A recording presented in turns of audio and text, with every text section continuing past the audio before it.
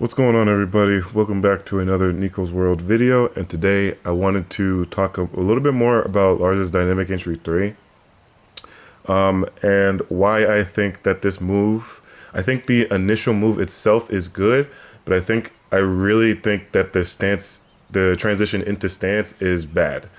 And reason being is because there's a lot of situations where the transition into stance has gotten me killed in more ways than one. And I just want to show you some examples of what I mean. I'm not just gonna, say what I say and then not back it up with some evidence. But the reason being I'm talking about this is because a lot of people have been complaining about this move. People have been saying that this move is really crazy and blah blah blah. And I think the initial mid kick itself is good, but I don't think that this transition into stance is good at all, honestly. I think it's a bad 50-50 that can actually get you killed. I don't think it's a great 50-50 to be in. But let me show you what I mean. So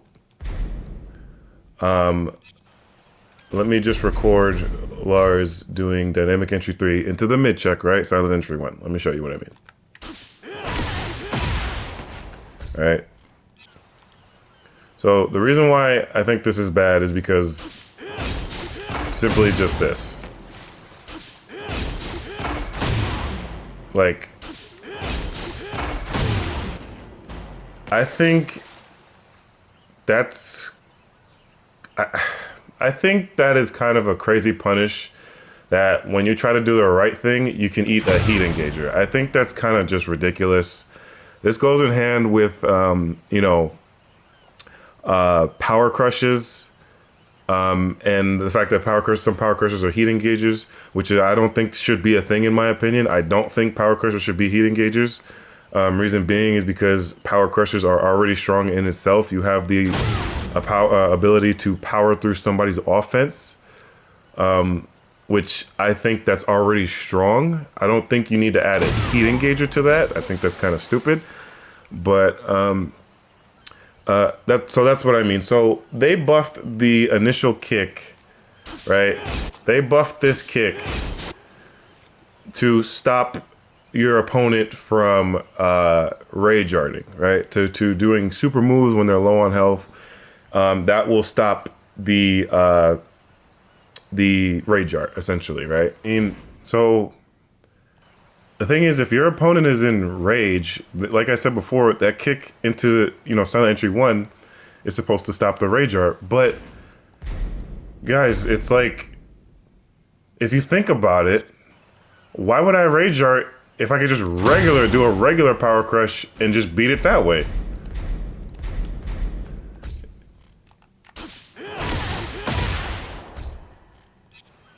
You know what I mean? Like, why would I, like, if I'm in rage, I'm in rage. Yeah, I can't just rage art, right? But if I can just power crush through it the regular way, and I have enough health to survive that, doesn't that kind of defeat the purpose? I mean, I don't have to rage art. I can just do the regular power crush. So it's like, I don't know, like that doesn't make sense to me. Like, if I'm in a situation, yes, the rage art would beat the low, but it would lose to the mid. But if he does the mid, it doesn't matter if you, I can just do the regular power crush if I have enough health to survive it. But I mean, you're in rage, so you're already low on health. But if I have enough health to survive it, I'll just do the regular shit. And if I still have heat, guess what? You're punished. So that's just another thing I wanted to add.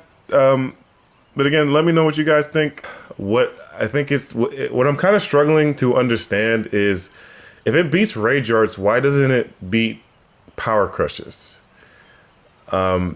That, I mean, then you would say, oh well, you can do the low.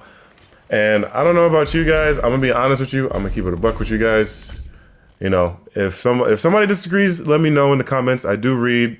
You know, I like to discuss these things, but I don't know about you, but this low looks so slow to me. And I was talking about this with my friend as well. My friend tells me when he fights other large player, he doesn't get hit by this low in this situation. I don't know what it is, but the animation looks so slow. I can't put my finger on it. And the thing is that they buffed this low because it's 17 frames, supposedly. It's faster. In Tekken 7, it was 19 frames. So technically this is faster on paper, but I don't know what it is, but it's maybe the animation or the way his body is turning. I don't know what it is, but it looks so slow to me. Like, I don't know. Look at that, man. Maybe I'm wrong, but that low, it just looks so sluggish. I can't explain why. I think it's just the animation, the whole animation of the kick going into silent entry into the low. It looks like Lars is just kind of going in slow motion. I can't explain it. I might be wrong. People might be having trouble blocking this, but when I fight other Lars players, I barely get hit by this. Like, I don't know. It looks so slow to me. I cannot put my finger on it. Maybe I'm tripping, but you guys let me know. But I think that, I don't know what it is. That transition into stance, it looks so slow to me. But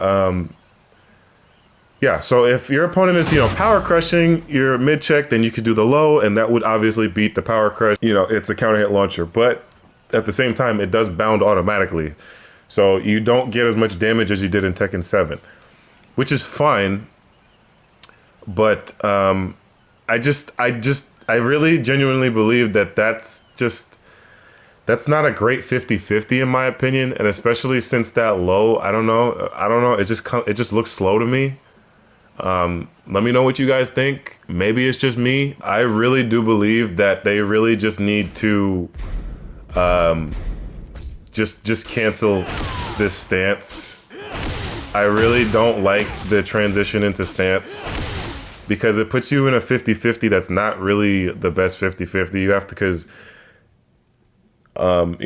some people, like, I was watching one of I'm not gonna name his name, but he was basically saying that there's no counterplay when Lars puts you in this situation, and I disagree. I think there's, especially in this game when we have power crush heat engagers, so even if you do the mid check, you can get severely punished with a power crush, and a decent amount of the cast has that.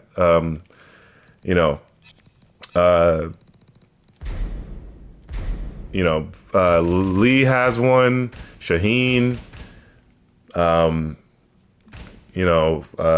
Nina has a power crush heat engager, Eddie, like the decent amount of the cast have power crush heat engagers, but the thing is that everybody has a power crush though.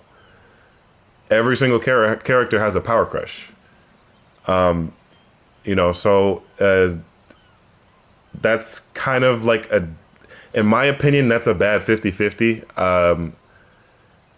I don't think I think the initial attack, like, I think this mid kick is good. I do think that move is good, but the fact that it forces you into stance, no. I don't like that. I don't like that 50-50. I think this low looks, I don't know, it just looks so slow when it comes out to me. Like, look at it, I don't know, man. It looks so slow, and the mid check losing the power crushes but beats rage arts. I don't know, man. Let me know if I'm tripping, man. Honestly, maybe I'm wrong. This is a whole. I'm bringing this video up to discuss this, right? So I would like to get other people's thoughts about this. So Uh, yeah, again, when you have power crush heat engagers in this game, and it beats the mid check, so you get essentially punished for doing the right thing with your mid check. I don't know. I don't know if getting punished like that is kind of crazy. Yes, you can do the low, but again, this low looks so slow to me. But it is a counter hit launcher, but it is nerfed in the sense that it bounds automatically, so you don't get as much damage from it as you used to. But one of the things, I was talking to my friend about this, and I was telling him that I kind of miss Lars's Tekken 7 dynamic entry situation because I don't think that the mid in Tekken 7, Lars's dynamic entry in Tekken 7, I don't think it's better than this move. I don't think it's better than this move. I don't. But I do think if you pulled off the attack of Dynamic Entry 3 from Tekken 7, you were in a better situation. Reason being is because, like, if your opponent power crushed, there were things that you could do because you were standing. I think you have a better or a stronger 50-50 if you're standing, right? So if your opponent was the power crush, you could do 1-4. This would still stop the power crush. At the same time, they can't jab back. So this would beat, that situation. Or you could just do it down forward 1, and it would stop. It would stop the mid check, or no, it wouldn't stop the mid check. It would check them, but at the same time, you could still block in time. I believe you could still block in time if they were to do a power crush. Or you could do down back 1-3. And this was kind of in my opinion, this is kind of a little bit harder to block. So imagine you do a plus on block kick, and there's like block stun. That's a little bit harder to block. And I thought that was fair because you didn't get the biggest reward off of this low in the first place. And especially now in Tekken 8, since this is a nerfed low, this is -1 on hit now. This used to be +1. So it's like, basically what I'm saying is the mid that from Dynamic Entry 3 in Tekken 7 was weaker than this kick in Tekken 8, but the situation that it left you in was better than this situation in Tekken 8. Does that make sense? So like, the obvious change would be to cancel,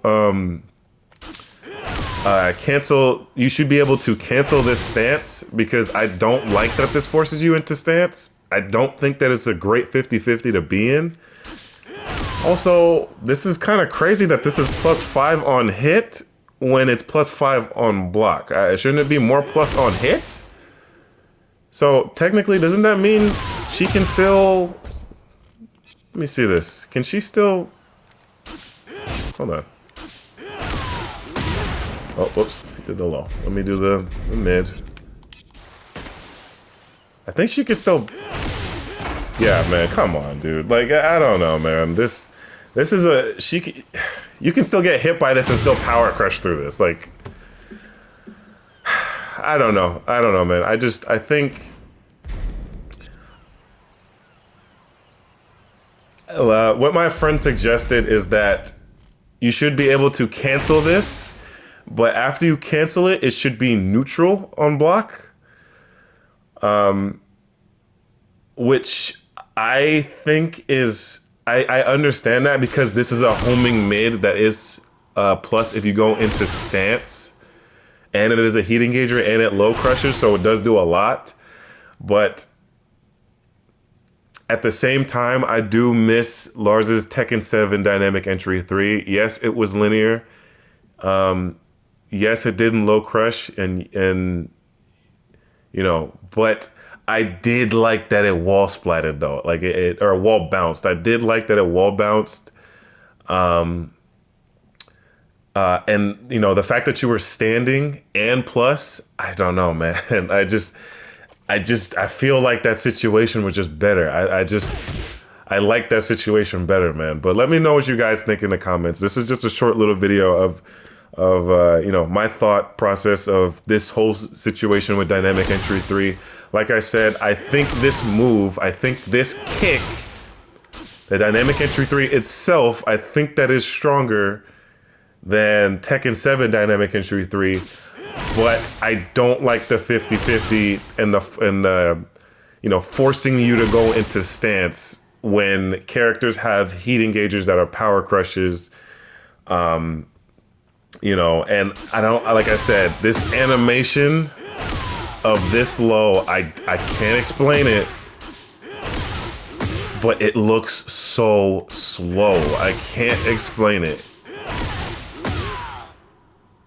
Like, I don't know about y'all, but when I'm fighting other Lars players, I see this coming. Maybe I'm wrong, maybe it's just me, but I don't know. I can see that shit coming. Maybe it's just me, but let me know what you guys think, man. Maybe let me know if I'm tripping, okay? Because I like to bring up discussions about, you know, things. I like to, you know, I put out videos and people disagree. Just keep it, you know, civil. It's fine if you disagree. It's perfectly okay to disagree. I just ask that you keep it civil, all right? But again, what do I expect? It's the internet, right? But anyways, thank you guys for watching. I'll see you in the next video. I'm sorry for the lack of uploads lately. I've just been extremely busy. You know, I've been touching grass. But yeah, let me know what you guys think in the comments, and I'll see you in the next video. All right, have a good one. Peace.